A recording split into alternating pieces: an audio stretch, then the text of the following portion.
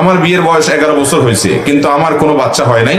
আমার শাশুড়ি কোনো কিছু নিয়ে ঝগড়া লাগলেই আমাকে এবং আমার স্বামীকে ভাঞ্জা, আটকুরা বলে খোঁটা দেয় এবং বলে আল্লাহ যেন আমাদের কোনো সন্তান না দেয়, বদদোয়া করে। এমন অবস্থা আমাদের করণীয় কি? ভালো করে শুনে রাখেন, অনেক এলাকাতে এটা আছে যে কারো ছেলে মেয়ে না হলে তাকে আটকুরা, ভাঞ্জা, এটা সেটা আরো কি জানি বলে, এরকম বিভিন্ন কথা বলে। এটা, এই গালিটা কাদের গালি জানেন? কোরআনে আল্লাহ তাআলা উল্লেখ করেছেন কাদের গালি এটা? কাফেরদের গালি। এই গালিটা কাদের গালি? কাফেররা। কাফেররা এই গালিটা কাকে দিত? আমাদের প্রিয় নবী সাল্লাল্লাহু আলাইহি সাল্লামকে বলতো। কেন বলতো? কারণ ওনার কোনো ছেলে বেঁচে ছিল না। বলতো তুমি নির্বংশ, তোমার বংশ নাই, তুমি মরে গেলে তোমার কোনো ছেলে সন্তান নাই, বংশ কিভাবে টিকবে? বংশ চেরা গাড়ি কেন বাদ থেকে জ্বালাবে?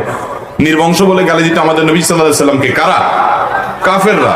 আল্লাহ তাআলা সূরা ইন্না আতাইনাকা কাউসারের মধ্যে জবাব দিয়েছেন, ইন্না আতাইনাকাল কাউসার ফাসাল্লি লিরাব্বিকা ওয়ানহার ইন্না শানিআকা। যারা আপনাকে নির্বংশ বলছে, ওরা বরং নির্বংশ। ওদের নাম নেয়ার মতো, ওদের বংশে চেরাগ জ্বালানোর মতো লোক দুনিয়াতে পাওয়া যাবে না। আবু জাহাল, আবু লাহাবদের নাম নেয়ার মতো দুনিয়াতে মানুষ আছে? ওদের 14 গোষ্ঠী ধরে যদি গালিগালাজ করে সারা দুনিয়ার মানুষ, একটা মানুষের চোখের পানি ফেলানোর মতো আছে?